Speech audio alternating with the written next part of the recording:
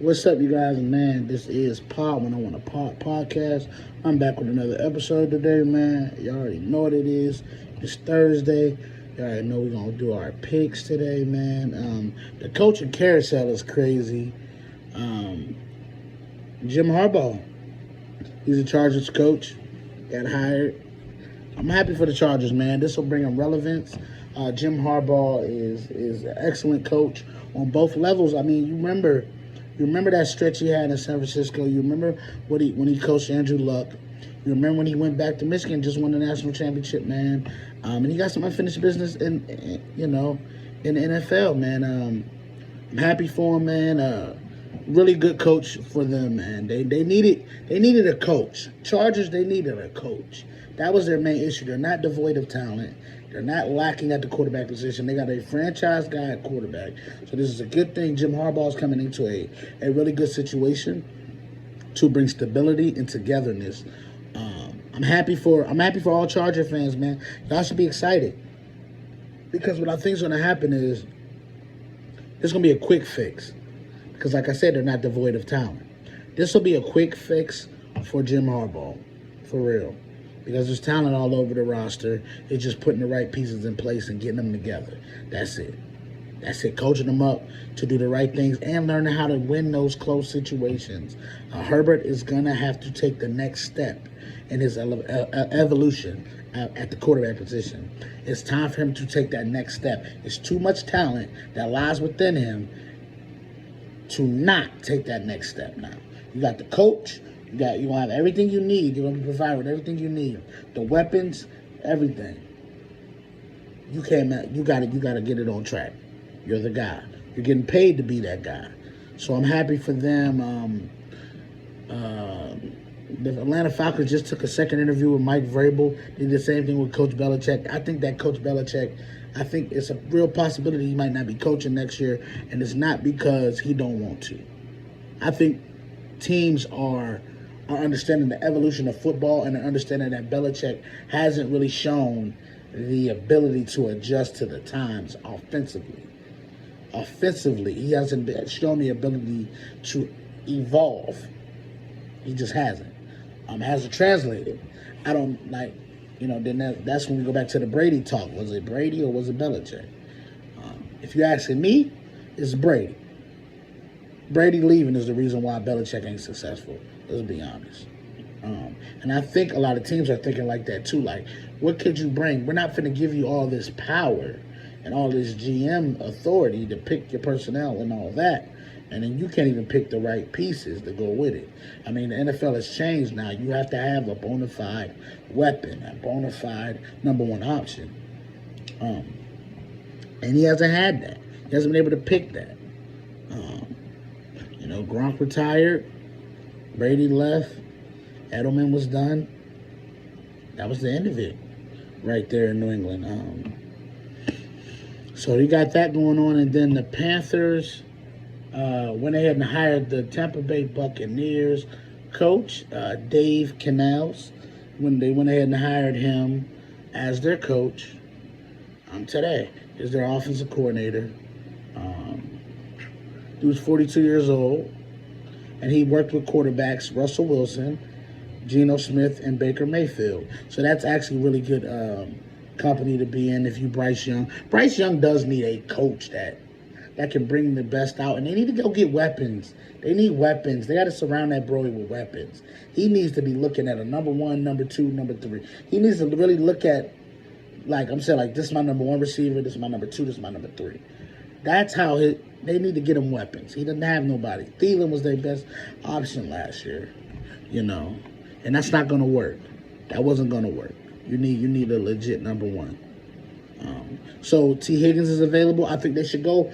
Free agency is about to start popping off, and I'm going to get into more into that as the offseason prepares itself. Like I said, we're going to do a lot of stuff in the offseason to get us ready going towards the road, towards the draft. We're actually going to have a segment called Road Towards the Draft, where we're going to be taking a look at different prospects and really, diving into some film study on them and really breaking it down and seeing what weaknesses, strengths, all that kind of stuff. And we bring that to you. So we're going to be really locked in, tuned in with that, okay? Yeah, and I'm just looking at the coaching carousel right now, man, and I'm watching the Steelers. They are making moves to get an offensive coordinator from this century. You feel what I'm saying? So they're looking like they're trying to evolve. And the word is that Kenny Pickett, they don't feel like Kenny Pickett is broken. They feel like he can be fixed, but it was bad habits that he picked up along the way with Matt Canada being his coordinator. And I always believed that because the next game after Matt Canada left, he threw for 278. Looked good in that game. Was putting the ball in the air, throwing out. He got away from that. And so then he got hurt. So we don't really know. We think Mason is better, and I actually personally think Mason might be the better candidate. Now, don't get me wrong. Mason is probably the better candidate. But I'm not willing to just give up on Kenny Pickett. Not yet. I need to see it with a new coordinator. If I see it with a new coordinator and it's still the same, then I'm good then. You won't hear another complaint from me. But I want to see it with another coordinator. Just listen. Okay? So let's get into the picks, man. You already know what it is. Championship weekend, man. AFC, NFC. Got two dominant teams on each side. These teams that are in the AFC and the NFC side, it's kind of crazy because on the AFC side, Kansas City has been so up and down all year. All year, been up and down, up and down, up and down. And then now, when the playoffs hit, and I said this earlier in the season, y'all can quote me, my boys, they know I said this. I said, y'all gonna feel so stupid when the playoffs hit and Mahomes starts to elevate. And you start seeing why they calling him. They talk about him in different realms than all these other guys that's in the league. Y'all chasing him. He chasing Brady. It's a different look. It's a different look. And y'all far behind. Y'all far behind as of now. So, them against Baltimore is a huge game on both sides. Lamar, you got to get it done. Let's be real. Get it done, Lamar. You have to get it done. There's no other option. You got to win. There's no other option. You got to slay this dragon to continue on with your journey. Because you done locked up MVP. We know you done locked up the MVP. You got that. That's yours. 2-time MVP. Now it's time to add some hardware to that. Some jewelry. Time to add some jewelry to that. And so, Baltimore seen as 4-point favorites. Over-under spread is 44.5. Because the thing about it for me is, if you put a gun to my head, what's the procedure? You told me you got to pick. Gun to your head. You got to pick your team. And you got to roll with it. And they got to win. Or this gun is going off.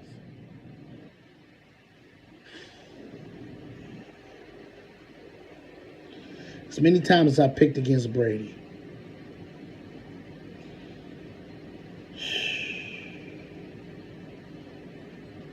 I'm not going to make the same mistake twice. The better team is Baltimore.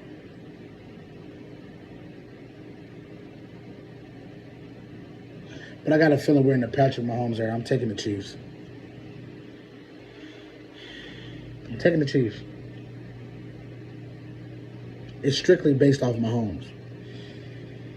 I learned my lesson. I bet against Brady a lot. I'm not going to do that again. I'm going to take the Chiefs. Something says Patty Mahomes is just going to elevate again. I'm going to take the Chiefs. I'm going to take the Chiefs.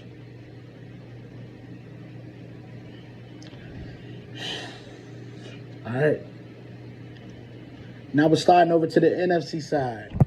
We got the Detroit Lions in their first NFC Championship game since 91. Wasn't even thought of. Wasn't even alive. I was unalive. I wasn't dead, but I was unalive. Against the 49ers, historically, amazing. Was here last year against Philly. They got this one at home. San Francisco seen the 7-point favorites. So they really like San Francisco in this game. Over-under is 51.5. I've been saying this since it was starting to happen. I got the Lions. And I'm gonna stand firm on that. I'm standing firm on that. I have the Detroit Lions beating San Francisco, and you're wondering why. I think the lights is gonna be too bright for Brock. I also think Jared Goff done been here, done this before. I think Jared Goff is gonna be the difference in this game, and I think the running game is going to be huge. So which is going to make Jared Goff even better because of the play action.